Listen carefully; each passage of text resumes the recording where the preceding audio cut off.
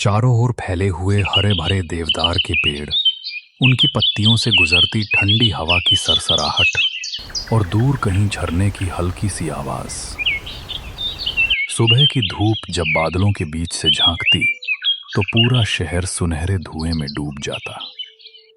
यही था मसूरी के पास का वो शांत पहाड़ी इलाका जहां हर कोई अपने तनाव भरे शहर के जीवन से दूर शांति तलाशने आता था। लेकिन अमन और उसकी फैमिली के लिए ये जगह कुछ और ही साबित होने वाली थी।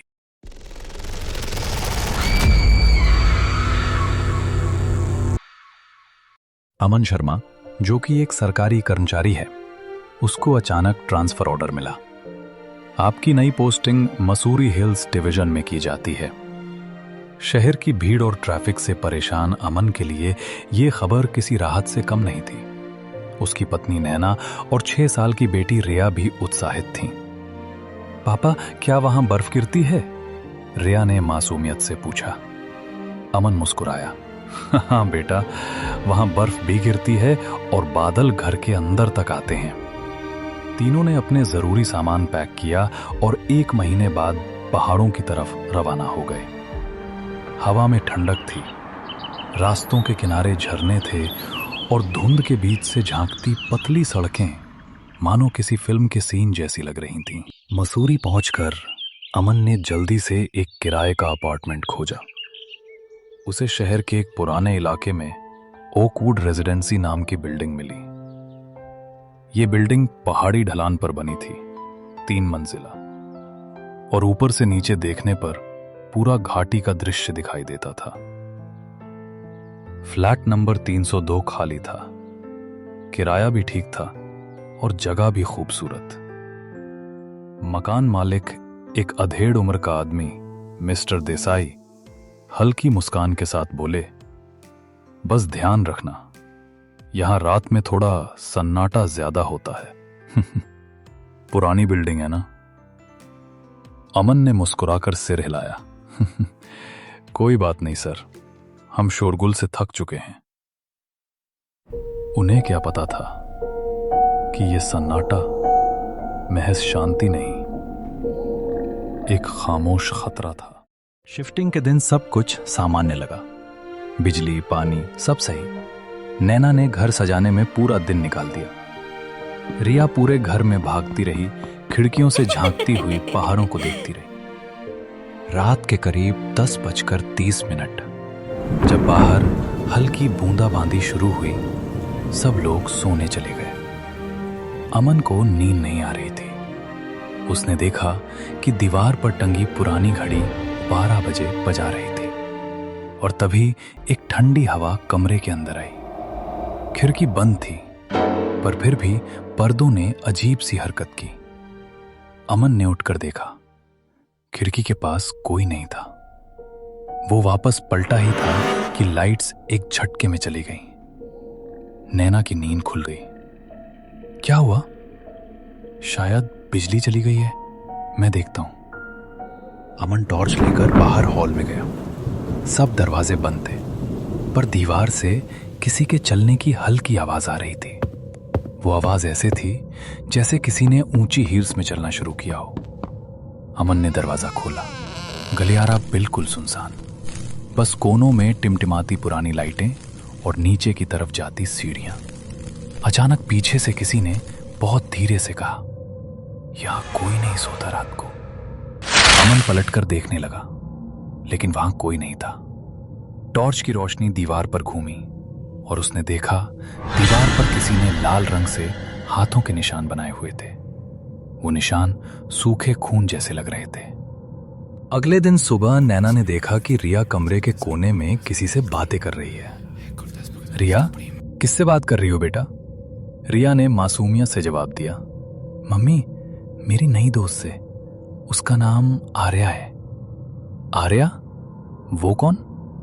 रिया हंस पड़ी। वो यहीं रहती है, इस घर में। उसने कहा वो भी हमारी तरह यहां रहती थी। नैना को लगा बच्चे की कल्पना होगी, लेकिन जब उसने रिया के हाथों पर देखा, वहां लाल रंग के निशान थे, जैसे किसी ने खून भरे हाथ से पकड़ा हो। रात में अमन ऑफिस से लौट कर आया तो नैना ने सब बताया। अमन ने हंसकर कहा, बच्चों की बातें हैं, डरने की क्या बात है। पर रात होते ही सब फिर से बदल गया। उस रात तेज बारिश हो रही थी, कांच की खिड़कियां हिल रही थी। रात के 1:45 बज रहे थे। रिया अचानक उठी और बोली, पापा, आर्या मुझे बुला रही है। अमन और नैना के शरीर में सिहरन दौड़ गई। रिया दरवाजे की तरफ चलने लगी, आंखें आधी बंद, जैसे किसी नींद में चल रही हो। रिया, रुक जा! अमन ने चिल्लाकर उसे पकड़ लिया। रिया कांप रही थी और उसके होठों पर यही शब्द थे। वो नीचे इंतजार कर रही है, सीढ़ियों के पास। अमन ने टॉर्च उठाई और नीचे की तरफ चला गया। जैसे जैसे वो सीढ़ियां उतरता गया, हवा ठंडी होती गई। नीचे बेसमेंट था, पुराना, सीलन भरा। बेसमेंट के एक कोने में टूटी हुई ट्रंक रखी थी और दीवार पर लिखा था, आर्या 1996। ट्रंक के पास एक पुराना खिलौना पड़ा था, ठीक वैसा ही जैसे रिया खेलती थी। अमन की सांसें तेज हो गईं। उसने ट्रंक को छुआ और तभी अचानक पीछे से किसी के हंसने की आवाज आई। वो पलटा। वहां एक लड़की खड़ी थी, सफेद फ्रॉक में भीगे बाल और चेहरे पर खून के धब्बे। आप लोग क्यों आ गए मेरे घर में? उसकी आवाज ठंडी थी पर कानों में गूंजती रही। अमन एक कदम पीछे हटा पर वो लड़की पास आती गई। आपको नहीं रहना चाहिए यहां, आपने दरवाजा खोल दिया है। गायब हो गई। अगली सुबह अमन ने तुरंत मिस्टर देसाई को बुलाया। ये क्या हो रहा है? यहां कोई लड़की मर चुकी है क्या? मिस्टर देसाई ने भारी सांस ली। देखिए शर्मा जी, ये फ्लैट पहले एक फैमिली को दिया गया था। उनकी बेटी आर्या 8 साल की थी। एक रात बिजली चली गई और वो बेसमेंट में गिर पड़ी, फिर कभी नहीं मिली। लोगों का कहना है वो अब भी यहाँ है। उसके बाद से कोई भी यहाँ ज्यादा दिन नहीं ठहर पाया। नैना कांपते हुए बोली, हमें यहाँ से चले जाना चाहिए। पर अमन ने कहा, नहीं, अब नहीं। जो भी है मैं उसे खत्म करूंगा। अमन के पिताजी भी पंडित थे तो उसको भी काफी पूजा आती थी। उस रात अमन अकेले बेसमेंट में गया, हाथ में टॉर्च और दूसरी में भगवान की मूर्ति। उसने कहा, अगर तू यहां है तो सामने आ, मैं तेरा बुरा नहीं चाहता। हवा रुक गई, टॉर्च अपने आप बंद हो गई।